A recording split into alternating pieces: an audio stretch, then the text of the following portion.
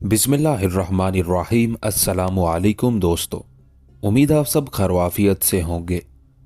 शहंशाह Shahjahan part 23। उस मौके पर सबसे ज़्यादा खुशी का मुजाहरा अरसलान बेग ने किया था। ऐसा लगता था जैसे वो खुद फातेह हो और शाहजहां मफतूह औरंगज़ेब और दारा के किले में दाखिल होने के बाद अरसलान बेग मुबारक शाह के पास पहुंचा और बड़े तहकीर आमेज लहजे में कहने लगा, तेरे महबूब की जिंदगी के दिन पूरे हो चुके हैं। अब शाहजहां के पास जिल्लत और रुसवाई के सिवा कुछ नहीं। उसने भिखारियों की तरह बाप से माफी मांगी है और अपने दोनों बच्चों को बतौर जमानत शाही महल में दाखिल कर दिया है। वो तंतना, वो गरूर सब खाक में मिल गया। तेरी दुआएं भी कुछ काम नहीं आई। अरसलान बेग की बातों के जवाब में कलंदर कुछ नहीं बोला, बस खोई खोई नजरों से सर उठाकर उस शख्स की तरफ देखा जो शाही फौजों की कामयाबी को अपनी फतह समझकर कैद खाने में रक्स कर रहा था। आखिर तेरी दुआएं किस काम आई? तू तो महज एक शोबदाबाज है और शाहजहां के इक्तदार के साथ तेरी शोबदाबाजी के दिन भी पूरे हो चुके हैं। कुछ लम्हों की बात है, फिर ना तू रहेगा और ना तेरी कलंदरी। कलंदर बदस्तूर खामोश बैठा रहा। अरसलान बेग अपने दिल का गुबार निकालकर ज्ञानी आत्माराम के पास चला गया और उसे दोनों शहजादों के यरगमाल बनने की खुशखबरी सुनाई। आत्माराम ने बड़ी अय्यारी के साथ आसमान की तरफ देखा और एक लंबी सांस खींची। प्रभु, तेरी अजीब लीला है। अपने दासों को कैसी अजीब प्रतीक्षा कराता है, मगर जब देने पर आता है तो बेहिसाब देता है। मेरी कितनी रातें आकाश को तकते हुए गुजर गई, मगर तेरी कृपा का द्वार खुलता ही नहीं था।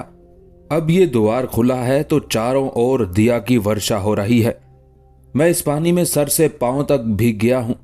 भगवान, तू तो अंतर्यामी है। मैं कितनी रातों से सुख की नींद नहीं सोया हूं। अब तूने मेरे मन का बोझ उतार दिया है। अपनी अपार शक्ति से शाहजहां को मौत की नींद सुला दे कि वो मेरे रास्ते की सबसे बड़ी रुकावट है। ज्ञानी आत्माराम ऐसे शख्स की मौत के लिए दुआएं मांग रहा था जो तमाम हिंदुस्तान के साथ रवादारी से पेश आता था और जिसके इत्तेहादियों में भीम सिंह और राजा बिक्रमाजीत जैसे राजपूत शामिल थे। ज्ञानी आत्माराम शाहजहां से महज इसलिए खफा रहा था कि वो अपने बाप और दादा की हिंदुआना रस्मों से बेजार था। इसी बिना पर आत्माराम ने यह मफरूजा कायम कर लिया था कि शाहजहां का दौरे इक्तदार हिंदुओं के लिए तबाहकुन साबित होगा, वरना हकीकत ये थी कि शाहजहां एक आला ज़र्फ मुसलमान था। उसने मजहब की आड़ लेकर कभी किसी की दिल आजारी नहीं की। अलबत्ता वो आत्माराम जैसे शोबदाबाज इंसानों का सख्त दुश्मन था। वो अपनी जिंदगी में सख्त मेहनत का आदी था और ऐसे लोगों को नापसंद करता था जो मखलूक खुदा को बेवकूफ़ बनाकर अपनी रोटी हासिल करते थे।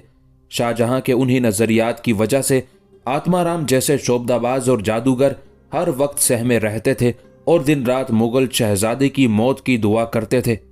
शाहजहां की शिकस्त की खबर सुनकर आत्माराम बहुत खुश था और शाही फौजों की उस कामयाबी को अपने देवताओं की कामयाबी समझ रहा था। बहुत देर तक आसमान की तरफ देखने और प्रार्थना करने के बाद अरसलान बेग से मुखातिब हुआ। अब तेरा दौर आ गया है अरसलान। जो कुछ चाहेगा वही होगा और जो कुछ मांगेगा वही मिलेगा। मैं शाहजहां की मौत चाहता हूं और फिर उस भिखारी की मौत जिसने तेरे सारे मंत्रों को नाकारा बना दिया था, जिसके नतीजे में अर्जमंद मुझसे बिछड़ गई थी। वो जमाना और था अरसलान। ज्ञानी आत्माराम ने अपनी शिकस्त पर पर्दा डालते हुए कहा, मेरे मंत्र नाकाम नहीं हुए थे। वो सितारों की चाल थी जिसने मुबारक शाह को मौत से बचा लिया था। अब सितारे क्या कहते हैं ज्ञानी? अरसलान बेग ने पुरजोश लहजे में पूछा। तमाम सितारे तेरी मुवाफकत में गर्दिश कर रहे हैं, ज्ञानी आत्माराम ने कहा। अब अगर तू किसी पत्थर को भी छू लेगा तो वो सोने का ढेर बन जाएगा। आज फतह का झंडा तेरे हाथों में है। जिस अंदाज से चाहे लहरा दे, कोई तुझे रोकने वाला नहीं। ज्ञानी आत्माराम की गुमराहकुन बातों, शाहजहां की शिकस्त और नूरजहां के बढ़ते हुए असरात ने अरसलान बेग को पागल बना दिया था। वो बड़ी आज़ादी के साथ मुबारक शाह कलंदर और हिंदुस्तान के दूसरे सूफियों को अपनी तनकीद का निशाना बनाने लगा। हिंदुस्तान के ये सूफी तरक्की की राह में सबसे बड़ी रुकावट हैं। हुकूमत वक्त से बगावत करना इन्होंने अपना पेशा बना लिया है, ताकि इस तरह इनकी दुकानें चमक सकें और ये नजरो नियाज के बहाने आम लोगों की रोटियों पर गुजर औकात कर सकें। जहांगीर के दरबारी उमरा अरसलान बेग की ये तकलीफ बातें सुनकर खामोश हो जाते। उन्हें मालूम था कि अरसलान बेग मलिका आलिया का सबसे बड़ा मुसाहिब है और नूर जहां हिंदुस्तान के साथ साथ जहांगीर के दिलो दिमाग पर भी हुकूमत कर रही है। उसी मजबूरी के तहत दरबारी उमरा अरसलान बेग को बर्दाश्त करते रहे। अरसलान बेग ने उमरा की उस खामोशी का गलत मफहूम लिया और मजीद बेलगाम हो गया। एक दिन किसी अमीर ने अरसलान बेग की मुखालफत करते हुए कहा, तमाम सूफियों का ये मिजाज नहीं होता, वो अवाम की पेश करदा नजरो नियाज ज़रूरतमंदों में तकसीम कर देते हैं, अपनी ज़ात पर एक जर्रा भी खर्च नहीं करते। फिर उसी अमीर ने हजरत शेख सलीम चिश्ती रहमतुल्लाह अलैह की मिसाल पेश करते हुए कहा, वो भी सूफी थे और जिंदगी भर दुनिया की किसी ताकत से मुतासिर नहीं हुए। इंतहा ये है कि शहनशाह अकबर के सामने भी दस्ते तलब दराज नहीं किया। उनकी दुआओं में बड़ी तासीर थी। शहनशाह अकबर बेउलाद थे। अगर हजरत शेख सलीम चिश्ती रहमतुल्लाह अलैह उनके हक में दुआए खैर ना करते तो हिंदुस्तान का तख्त अपने वारिस के लिए तरसता रहता और कौन जाने कि मुगल सल्तनत का क्या अंजाम होता। अरसलान बेग अपने होशो हवास खो चुका था। हजरत सलीम चिश्ती रहमतुल्लाह अलैह की बुजुर्गाना अजमत को तस्लीम करने के बजाय वो बरहम हो गया और सिलसिला चिश्तिया के अजीम सूफी की शान में भी गुस्ताखाना कलमात अदा करने लगा। दरबारी अमीर खामोशी से उठा और जहांगीर की खलवत में जाकर अर्ज करने लगा, जिल्ले इलाही, हमने इस शख्स की बेहूदगियों को बहुत बर्दाश्त किया, मगर अब वो हद से गुजर चुका है। उसके नजदीक आपके शेख की भी कोई हैसियत नहीं। कमजोरी के बायस जहांगीर बिस्तर पर दराज था, मगर जब शहनशाह ने यह वाकया सुना तो उसके दिलो दिमाग जल उठे। वो हरामकार यहां तक पहुंच गया है। जहांगीर पागलों के से अंदाज में चीखा। दमे की वजह से उसका सांस फूल गया था, मगर वो बिस्तर पर उठकर बैठ गया। उस नापाक जबान को काट कर फेंक दो जिसने हमारे शेख की शान में गुस्ताखी की है। जहांगीर का हुक्म था कि एक जलजिला था जिसने ऐवान शाही के दरो दीवार को हिलाकर रख दिया था। कोई सोच भी नहीं सकता था कि नूर जहां का मुंह चढ़ा मुसाहिब इस तरह कहरे जहांगीरी का निशाना बन जाएगा। थोड़ी देर बाद ही शहनशाह ने मलिका नूर जहां को खलवत में तलब किया। दरबार आरास्ता करने का हुक्म दिया जाए, हम बनफ्से नफीस दरबार में शिरकत करेंगे। नूर जहां बहुत ज्यादा परेशान नजर आ रही थी। एक तरफ उसके मोतमद खास अरसलान बेग की मौत का हुक्म और दूसरी तरफ बिगड़ी हुई सेहत के बावजूद जहांगीर की शाहाना जिद। जिले इलाही, तबीबों का मशवरा है कि आप इस बेआरामी के मुतहम्मिल नहीं हो सकते। नूर जहां ने अपने बीमार शोहर को समझाते हुए कहा, आपकी सेहत जरा बेहतर हो जाए तो दरबार भी आरास्ता कर दिया जाएगा और अरसलान बेग को भी उसके अंजाम तक पहुंचा दिया जाएगा। नहीं मलिका आलिया, हम इस मामले में एक लम्हे की भी ताखीर नहीं कर सकते। शहनशाह की सांसें बेरब्त हो गई थी। अभी हम इतने मजबूर भी नहीं कि अपने पैरों से चलकर तख्ते शाही तक ना जा सके। तबीबों के मशवरे अपनी जगह और हमारे दिल के तकाजे अपनी जगह। उस हरामकार को फौरन हमारे सामने पेश किया जाए। जब नूर जहां को यकीन हो गया कि शहनशाह अरसलान की जान बख्शी नहीं करेंगे तो उसने अपनी जात के हवाले से दरमियान में मुदाखलत की। आलम पन्हा, अरसलान से यह गुनाह नादानिस्तगी की हालत में सरजद हुआ है। नूर जहां ने अपने मुसाहिब खास की वकालत करते हुए कहा, वो अपनी उस गलती पर बहुत पशेमान है। मेरे ख्याल में उसे माफ कर दिया जाए तो बेहतर है। ये तुम कह रही हो मलिका आलिया? जहांगीर ने बरहम लहजे में कहा, क्या तुम नहीं जानती कि हमें अपने शेख से किस कदर अकीदत है? मैं जिले इलाही के जज्बात से वाकिफ हूं, मगर यह सब कुछ अनजाने में हुआ है। नूर जहां मुख्तलिफ हरबे इस्तेमाल करके अरसलान बेग को बचाने की कोशिश कर रही थी। वो महज जबान की एक लग्जिश थी, वरना अरसलान बेग भी हजरत शेख की अजमत व बुजुर्गी को दिल से तस्लीम करता है। नूर जहां ने झूठ बोलकर शहनशाह के गुस्से की आग को ठंडा करना चाहा। हम उसे ऐसी लग्जिश की सजा देना चाहते हैं। शहनशाह की आतिश गजब मुसलसल भड़क रही थी। नादानिस्तगी का गुनाह कुछ और होता है। अगर ऐसा होता तो शायद हम उसे माफ कर देते, मगर हमें बताने वाले ने बताया है कि वो पूरे होशो हवास में गुफ्तगू कर रहा था। हमारे जानिसार ने उसे बहुत समझाया, मगर वो अपने अल्फाज पर कायम रहा और हजरत शेख की शान में पेहम गुस्ताखियां करता रहा। जबान की लग्जिश एक बार होती है और वो बदनसीब हजरत शेख का मर्तबा कम करने के लिए अपने दलाइल पेश करता रहा। तुम फिर भी उसकी इस हरकत को जबान की लग्जिश कहती हो? यह कहकर जहांगीर खड़ा हो गया। नूरजहां ने फौरन आगे बढ़कर शहंशाह के कंधे पर अपना हाथ रख दिया।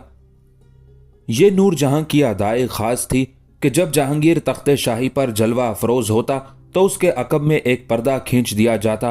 पर्दे के पीछे नूरजहां बैठ जाती और अपना हाथ शहंशाह के कंधे पर रख देती। ये मरमरी और गुदाज हाथ उस वक्त तक जहांगीर के शाने को मस करता रहता जब तक दरबार बर्खास्त ना हो जाता। शहंशाह के जुनूनी इश्क का ये आलम था कि अगर एक लम्हे के लिए भी नूरजहां का हाथ हटता तो वो बेकरार हो जाता। मगर आज नूरजहां के दस्ते हिना रंग का तमाम तिलिस्म बेअसर हो चुका था। जहांगीर की सांस फूल चुकी थी, लेकिन वो फिर भी आहिस्ता आहिस्ता आगे बढ़ता रहा।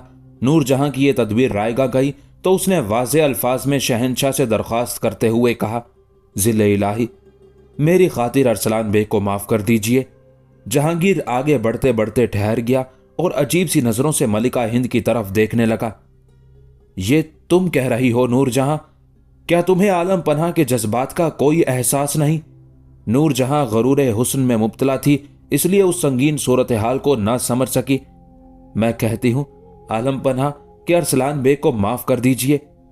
बज़ाहिर ये एक दरख्वास्त थी, मगर इसमें महबूबियत का तहक्कुम भी शामिल था।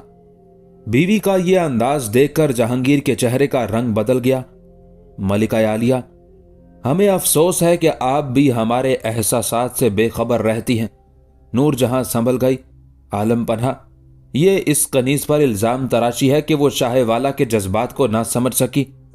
नूरजहां ने बहुत होशियारी से काम लेते हुए कहा, अगर आप हमारे एहसासात को समझ लेती तो इस तरह उस मुजरिम की सिफारिश ना करती। जहांगीर ने तल्ख लहजे में कहा, वो मुजरिम आपको खुदावंद कहकर पुकारता है। कम से कम आज उसकी उसी खिदमत गुजारी का लिहाज रख लीजिए। नूरजहां मुख्तलिफ बहाने तराश कर अरसलान बेग को बचाना चाहती थी। अगर आपको उस खिदमत गुजारी का एहसास नहीं तो ये सोचकर माफ कर दीजिए कि वो आपकी महरू का खादिम खास है। नूरजहां ने जहांगीर पर एक और जज्बाती हरबा इस्तेमाल किया था, मगर आज शहंशाह पर कोई हवाला असरअंदाज नहीं हो रहा था। अगर वो हमें खुदावंद के बजाय खुदा कहकर भी पुकारता तो हम उसे माफ नहीं करते। जहांगीर का लहजा मजीद गजबनाक हो गया था। वो तो महज तुम्हारा खादिम है, अगर उसकी जगह तुम होती तो हम तुम्हें भी माफ नहीं करते। जहांगीर को बोलने में बहुत दुश्वारी पेश आ रही थी, मगर वो अपने आप पर जबर करके बोल रहा था। किसी दूसरे का क्या जिक्र, अगर हमारी जबान भी लड़खड़ा जाती तो हम अपने आप को भी माफ नहीं करते। अहले दुनिया अपनी आंखों से ये मंजर देख लेते कि खुद हमारी जबान भी हमारे दहन से जुदा हो गई है। ये जुर्म ही ऐसा है कि इसमें माफी की कोई गुंजाइश नहीं। यह कहकर जहांगीर दरबार की तरफ बढ़ा। उस वक्त वो तवील राहदारी से गुजर रहा था। नूरजहां और कई खिदमतगार पीछे पीछे चल रहे थे। दमे के मर्ज ने जहांगीर को किसी काबिल नहीं छोड़ा था। थोड़ी दूर चलने के बाद उसकी सांसें बेरब्त हो गई। जहांगीर के कदम लड़खड़ाए। नूरजहां ने आगे बढ़कर उसे सहारा देने की कोशिश की। शहंशाह रुक गया और उसने आहिस्ता से नूरजहां का हाथ झटक दिया। इस वक्त हमें किसी सहारे की जरूरत नहीं। जहांगीर के चेहरे पर नफरत और गजब का रंग नुमाया था। खिदमतगार लरज कर रह गए और नूरजहां को पहली बार अपनी शिकस्त का एहसास होने लगा। फिर जहांगीर उसी तरह लड़खड़ाता हुआ दरबार तक पहुंचा। तमाम उमरा सहमे हुए थे और बहुत ज्यादा परेशान नजर आ रहे थे। उन्हें यकीन नहीं आ रहा था कि उनका शहंशाह इस कदर कमजोर हो चुका है। तख्त पर चढ़ते हुए जहांगीर के कदम कई बार गैर मुतवाजिन हुए और अहले दरबार को यूं महसूस हुआ कि शहंशाह फर्श पर गिर जाएगा, मगर जहांगीर ने कुव्वत इरादी से काम लेकर लड़खड़ाते हुए जिस्म को संभाला। फिर एक हाथ से तख्ते शाही का पाया पकड़कर अपनी मसनद तक पहुंचा। इस दौरान अहले दरबार की सांसें रुक गई थी। हर शख्स आगे बढ़कर शहंशाह को सहारा देने के लिए बेकरार था, मगर किसी में इतनी हिम्मत नहीं थी कि वो मिजाज शाही के खिलाफ अपनी जगह से जुम्बिश भी कर सके। तख्त पर बैठकर जहांगीर ने कुछ देर के लिए आंखें बंद कर ली। उसकी सांस इस कदर बेरब्त हो चुकी थी कि शहंशाह के लिए बात करना भी दुश्वार था। इतना तवील फासला तय करने से जहांगीर का पूरा जिस्म पसीने में नहा चुका था। जब कुछ हालत संभली तो शहंशाह ने आंखें खोली। अपनी अपनी नशिस्तों पर खड़े दरबारी सजदाए ताजीमी बजा लाने के लिए जमीन बोस हो गए। जहांगीर ने अपने दाएं जानिब खड़े हुए नकीब को हाथ से इशारा किया। दूसरा ही लम्हे पूरा दरबार एक जोरदार आवाज से गूंज उठा। ऐवाने शाही में मौजूद तमाम लोगों को खुशखबरी हो कि शहंशाह के हजूर उनके सजदे कबूल किए गए। उस आवाज की बाजगश्त खत्म होते होते तमाम दरबारी हथेलियों के बल फर्श से उठे और अपनी नशिस्त पर खड़े हो गए।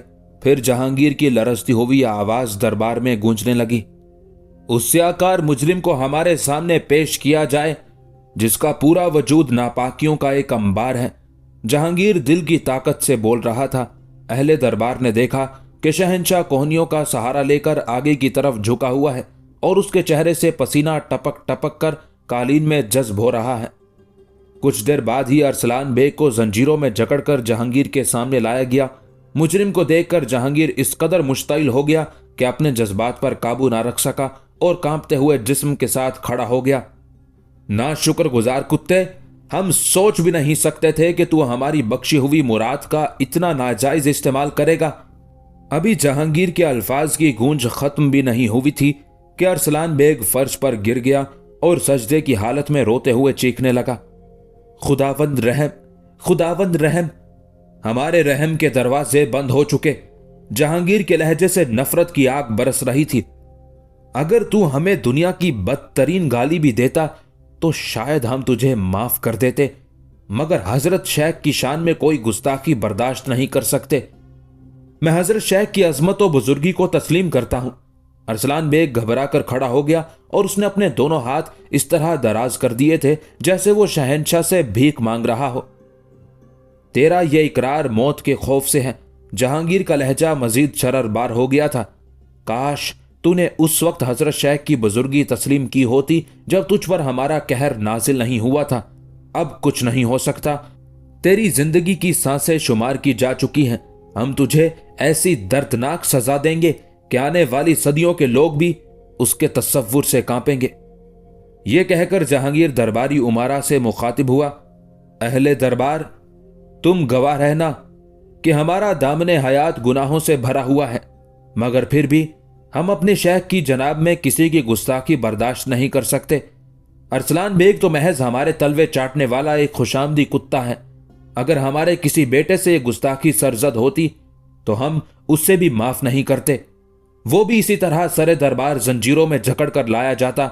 और बेटे का जिक्र भी क्या है, अगर हमारी जबान भी लड़खड़ा जाती तो फिर सारा हिंदुस्तान अपनी आंखों से देख लेता कि हम खुद ही मुजरिमों की कतार में खड़े हो जाते और अपनी इस नापाक जबान को अपने ही हाथ से काट कर फेंक देते। हमारी तो पहचान ही हजरत शेख सलीम चिश्ती रहमतुल्लाह अलैह से है। शेख ने अजराह इनायत हमें अपना नाम बख्शा था, फिर एक गुलाम सलीम अपने आका सलीम की रुसवाई किस तरह बर्दाश्त कर सकता है।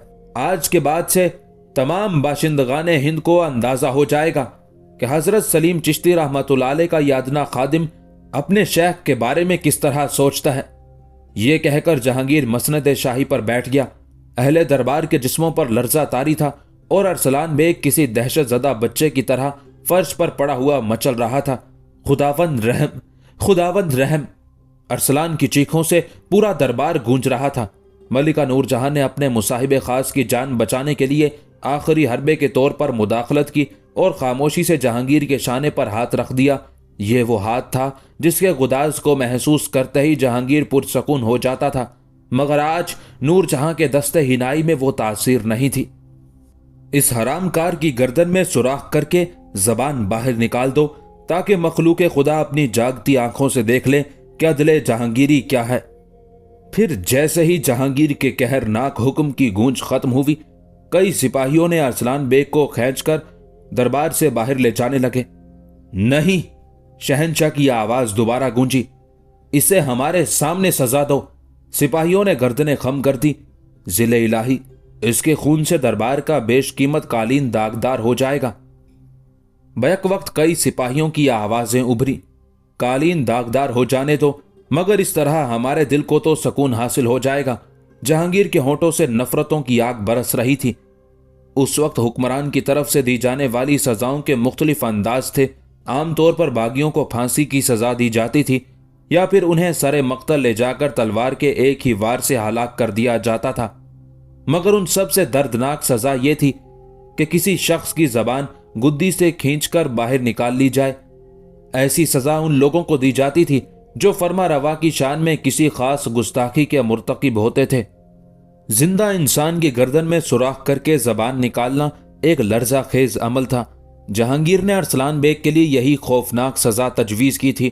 10-12 سپاہیوں نے ارسلان بیگ کو اس طرح جکڑ لیا کہ وہ اپنی جگہ سے جنبش تک نہیں کر سکتا تھا، بس اس کی دلدوز چیخیں گونج رہی تھیں، خداوند رحم، خداوند رحم۔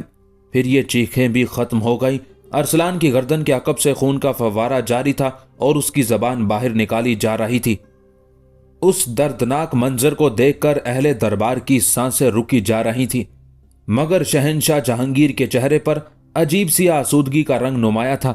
پردے کے پیچھے بیٹھی ہوئی نور جہاں بھی مسلسل کانپ رہی تھی اور دربار کا فرش اس شخص کے خون سے سرخ ہوتا جا رہا تھا جو اس وقت جہانگیر کی نظروں میں دنیا کا سب سے بڑا مجرم تھا۔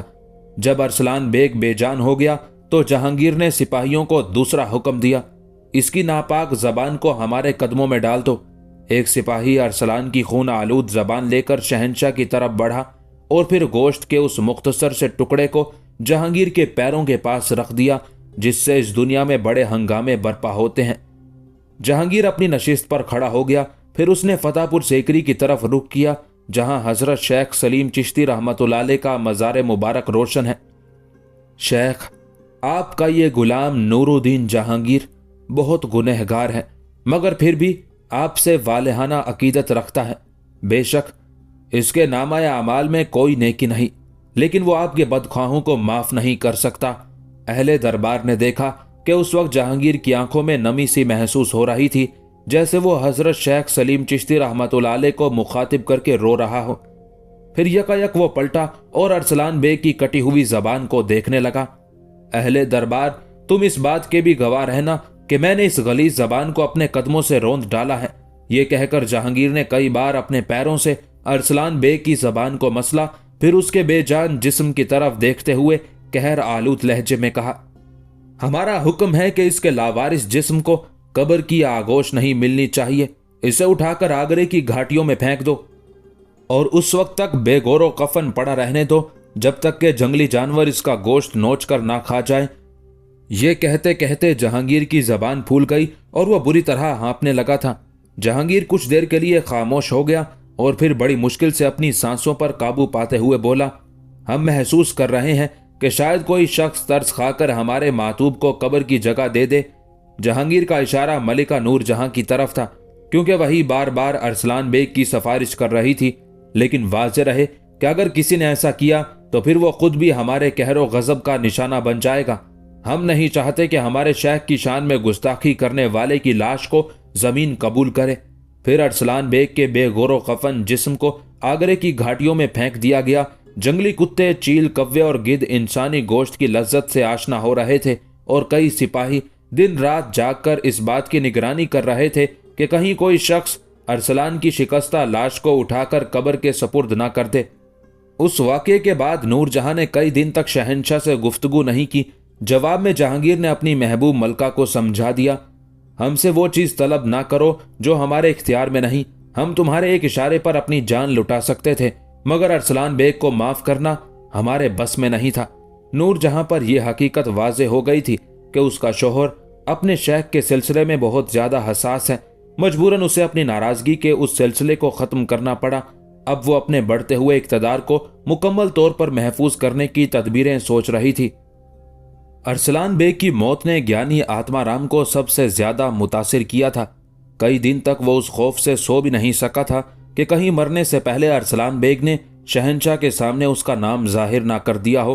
اس دوران ہر گزرتے ہوئے لمحے کے ساتھ گیانی آتما رام اپنی موت کا انتظار کرتا رہا کہ کب سرکاری ہرکارے آئیں اور اسے زنجیروں میں جکڑ کر شہنشاہ کے روبرو لے جائے، مگر جب کئی دن تک ایسا کوئی واقعہ پیش نہیں آیا تو آتما رام نے سکون کی سانس لی اور اپنے دیوتاؤں کے چرنوں میں گیندے کے پھولوں کے ساتھ چاندی کے سکوں کی بھینٹ چڑھائی۔ جب یہ خبر اڑتے اڑتے شاہ جہاں کو پہنچی تو اس نے خالق حقیقی کے سامنے سر رکھ دیا۔ پھر ایک طویل سجدہ شکر کے بعد وہ اپنی بیوی سے مخاطب ہوتے ہوئے بولا، ارجمند، شاہ جہاں کے صبر نے ارسلان بیگ کو کھا لیا۔ میں سمجھتا تھا کہ اس کا حساب آخرت میں ہوگا اور میں انتظار کرتے کرتے زندگی سے گزر جاؤں گا، مگر خدائے بے نیاز کا شکر ہے کہ उसने मेरे सब्र का नतीजा इसी दुनिया में जाहिर कर दिया। क्या हुआ साहिब आलम? अर्जुमंद बानो ने घबराए हुए लहजे में पूछा। जिले इलाही ने अरसलान बेग को ऐसी दर्दनाक सजा दी है कि रहती दुनिया तक उसकी मिसाल कायम रहेगी। शिद्दत जज्बात से शाहजहां की आवाज लरज रही थी। मगर आप उसकी मौत पर इतने खुश क्यों हैं? अर्जुमंद बानो ने हैरान होकर कहा।